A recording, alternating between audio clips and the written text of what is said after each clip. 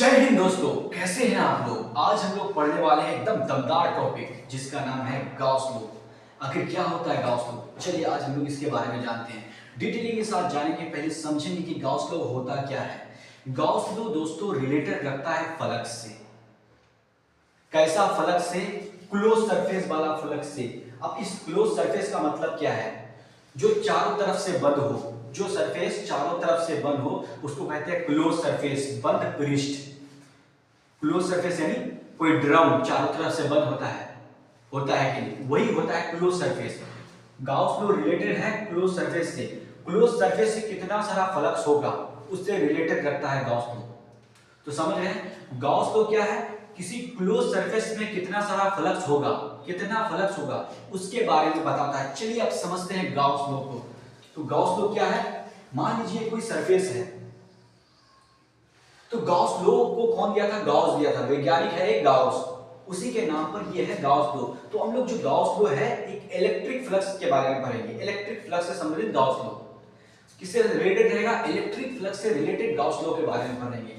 ये close surface है। कैसा सरफेस है? गाउस लॉ किस सरफेस के बारे में बताता है? एक क्लोज सरफेस के बारे में बताता है, बंद पृष्ठ के बारे में बताता है जो चारों तरफ से बंद हो। जैसे ड्रम, उदाहरण के तौर पर अगर एग्जांपल के तौर पर लेंगे तो ड्रम होगा क्लोज सरफेस। क्लोज सरफेस यानी बंद पृष्ठ। गाउस लॉ किसके लिए है? क्लोज सरफेस यानी बंद पृष्ठ के लिए है। इसके अंदर में मान लो कोई चार्ज है, इलेक्ट्रिकल फ्लक्स, इलेक्ट्रिक फ्लक्स, उसके किसके बारे में जानेंगे? इलेक्ट्रिक फ्लक्स यानी चार्ज वाला किसके बारे में जानेंगे? फ्लक्स के बारे में जानेंगे, इलेक्ट्रिक फ्लक्स। तो चार्ज से क्या निकलती है? चार्ज से क्या निकलती है दोस्तों? चार्ज से इलेक्ट्रिक फील्ड लाइंस निकलती है। ये क्या है?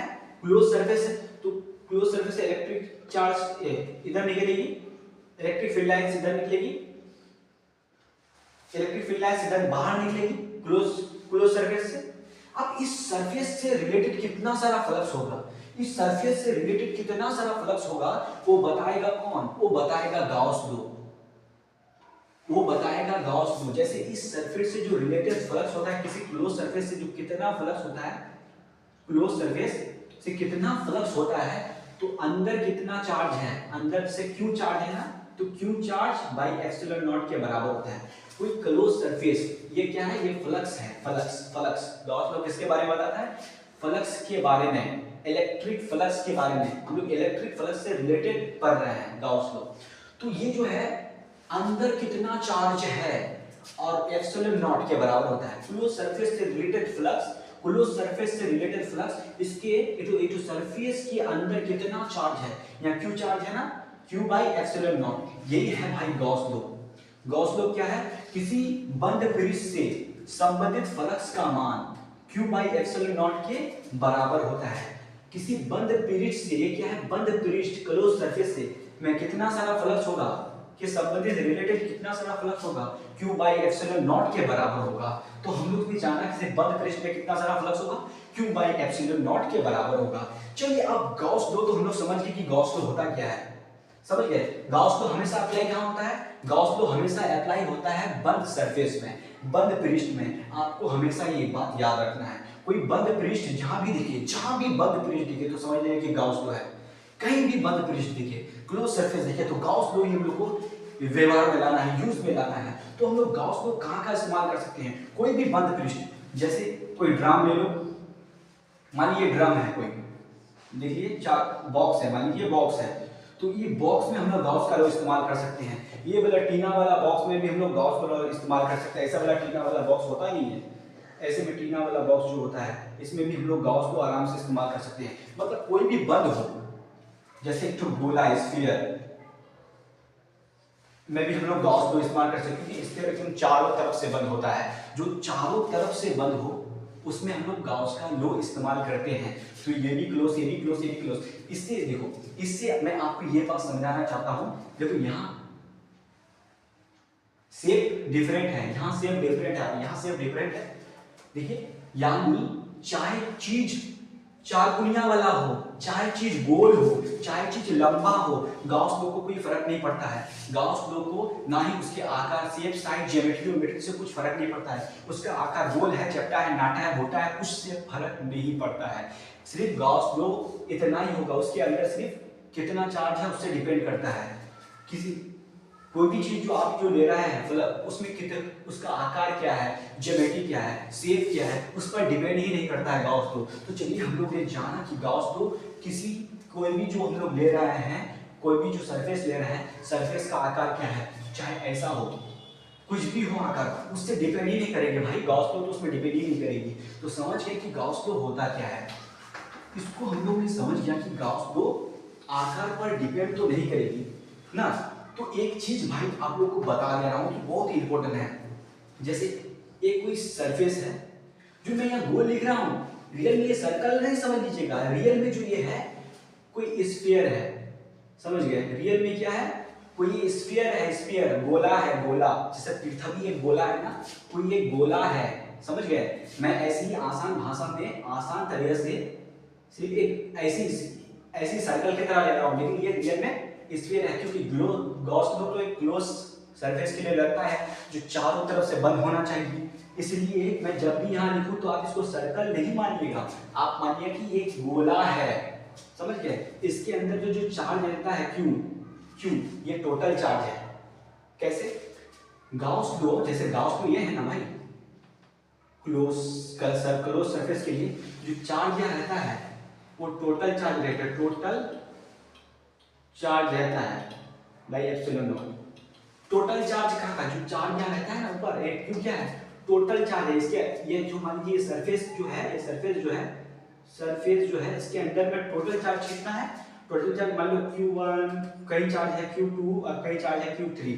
जो पूरा चार्ज होता है Q1 plus Q2 plus Q3, ये पूरा टोटल चार्ज के बारे में हमेशा गॉस लॉ बताता है।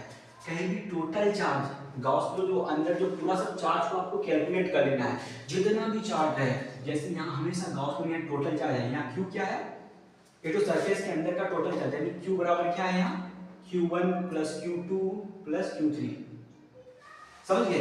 अब इससे आपको टोटल चार्ज लेना है। जैसे अगर मैं आपको बताऊं, अगर मैं बताऊं ये कोई सरफेस है, ये कोई सरफेस है, इसमें देखिए ये कोई सरफेस है, इसमें प्लस Q चार्ज है, माइनस Q चार्ज है और प्लस 2Q चार्ज है। तो इससे रिलेटेड फ्लक्स बताओ, इससे रिलेटेड ये कैसा सरफेस है, एक क्लोज सरफेस है, समझे। जब क्लोज सरफेस की बात आ गई, बंद पृष्ठ की बात आ गई, तो किसका लॉ लगेगा, जब बंद पृष्ठ की बात आ गई तो डायरेक्ट आंख बंद करके लगा दो गॉस लॉ, तो डायरेक्ट आंख बंद करके लगा दो गॉस लॉ। तो गॉस लॉ देखो यहाँ सबसे पहले आपको टोटल चार्ज निकालना है, क्यों टोटल निकालना है, टोटल हमेशा गॉस लॉ यहाँ अंदर वाला चार्ज टोटल को लेना है, पूरा चार्ज लेना, क्यों एक तो प्लस Q, एक तो माइनस Q, फिर प्लस 2Q, तो टोटल चार्ज कितना होगा, टोटल चार्ज हो जाएगा 2Q, कि माइनस माइनस खत्म 2Q। तो गॉस लॉ जो होगा दोस्तों, क्लोज सरफेस के लिए जो गॉस लॉ होगा, क्लोज सरफेस के लिए गॉस लॉ का टोटल चार्ज Q क्या है, total by epsilon not, epsilon not इतना बराबर 2Q बाई एप्सिलॉन नॉट। हमेशा गॉस लॉ टोटल चार्ज को, अंदर वाला टोटल चार्ज को हम लोग को गिनती करना है, यानी गॉस लॉ के अंदर जो टोटल चार्ज होता है वो हम लोग को गिनती करना है। और एक चीज बात सुन लीजिए, अगर कोई चार्ज बाहर है, जैसे कोई चार्ज इस सरफेस के बाहर है, यहाँ है, तो इस सरफेस के ये जो सरफेस है ना, गोला वाला जो सरफेस है ना, इसके बाहर जो चार्ज रहेगा उससे कोई फर्क नहीं पड़ेगा इसको।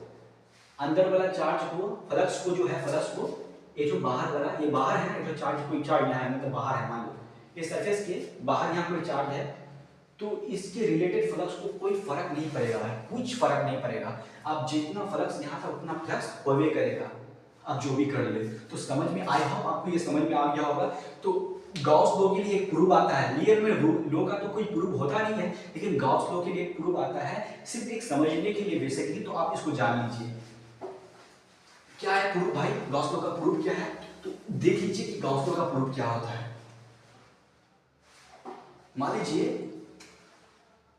मान लीजिए कि ये गोला है, ये क्या है, गोला है, क्लोज सरफेस है, क्लोज सरफेस है, यहां से यहां तक की दूरी r है। मान लीजिए ये गोला है, गोला का तो कुछ रेडियस होगा ना भाई, गोला का कुछ रेडियस होगा, तो यहां से यहां तक की दूरी r है। देखिए गोला का हम लोग एक छोटा सा एरिया ले लेते हैं, ये गोला का, ये गोला है, ये गोला है, सर्कल नहीं समझिएगा, ये गोला है, गोला का एक छोटा सा एरिया ले लेते हैं। यहाँ कोई चार्ज क्यों है, कोई चार्ज यहाँ क्यू है, इससे रिलेटेड फ्लक्स के इलेक्ट्रिक फील्ड लाइंस इधर जाएगी, क्योंकि लंबवत जाएगी। किसी सरफेस पर इलेक्ट्रिक फील्ड लाइन कैसे होती है, परपेंडिकुलर भी होती है, परपेंडिकुलर, इसलिए इलेक्ट्रिक फील्ड लाइंस परपेंडिकुलर है यहाँ। अब एरिया का डायरेक्शन कैसे, एरिया का डायरेक्शन कैसे लिखते हैं, अब यहाँ जो एक जो एरिया है ये क्या है, ये यहाँ जो ऐसे से डैश डैश डैश डैश करके यहाँ रखा हूँ ना, ये एरिया है। एरिया का डायरेक्शन कैसे होती है, सरफेस के परपेंडिकुलरली एरिया का डायरेक्शन होती है लंबवत, तो एरिया का डायरेक्शन भी इधर ही है, जिधर इलेक्ट्रिक फील्ड का डायरेक्शन उधर एरिया का डायरेक्शन, तो दोनों एक ही तरफ, जिसका डायरेक्शन मेरा दोनों हाथ का डायरेक्शन एक ही तरफ, तो दोनों हाथ के बीच एंगल कितना है, 0 है। उसी तरह एरिया का डायरेक्शन और इलेक्ट्रिक फील्ड का डायरेक्शन एक ही तरफ, तो इसके बीच एंगल कितना होगा, इसके बीच एंगल 0 डिग्री होगा, क्योंकि डायरेक्शन सेम है, डायरेक्शन अगर सेम है तो एंगल 0 डिग्री। तो इसलिए अगर हम लोग अगर लिखेंगे, देखो छोटा जगह के छोटा एरिया के लिए लिए हैं, जब छोटा एरिया के लिए लिए हैं तो इससे इलेक्ट्रिक फील्ड लाइन कम पास करेगी। अगर इलेक्ट्रिक फील्ड लाइन कम पास करेगी तो फ्लक्स क्या होगा, फ्लक्स भी कम होगा, बराबर, फ्लक्स भी कम होगा। E फ्लक्स वाला फॉर्मूला E डॉट dA बराबर। अब देखिए, क्योंकि बहुत कम, देखिए बहुत छोटा एरिया है, इसलिए बहुत छोटा एरिया है, इसलिए बहुत कम इलेक्ट्रिक फील्ड लाइन उससे पास करेंगी, तो इसलिए E dA, इसलिए E dA cos, या थीटा का मान कितना है, 0। तो अब देखिए d phi equal to E dA cos 0 का मान 1 होता है। अब देखिए पूरा फ्लक्स को कैलकुलेट कर लीजिए, इंटीग्रेशन से पूरा फ्लक्स को कैलकुलेट कर लीजिए, पूरा एरिया के लिए, कि पूरा फ्लक्स अगर कैलकुलेट कीजिएगा, इससे अगर पूरा रिलेटेड फ्लक्स कैलकुलेट कीजिएगा तो पूरा एरिया को भी लेना होगा, इसलिए पूरा एरिया को लिए, अगर इसको लिखिएगा तो phi होगा और इसको लिखिएगा तो EA होगा। इसको 1 नंबर मानिए, इसको 1 नंबर मानिए।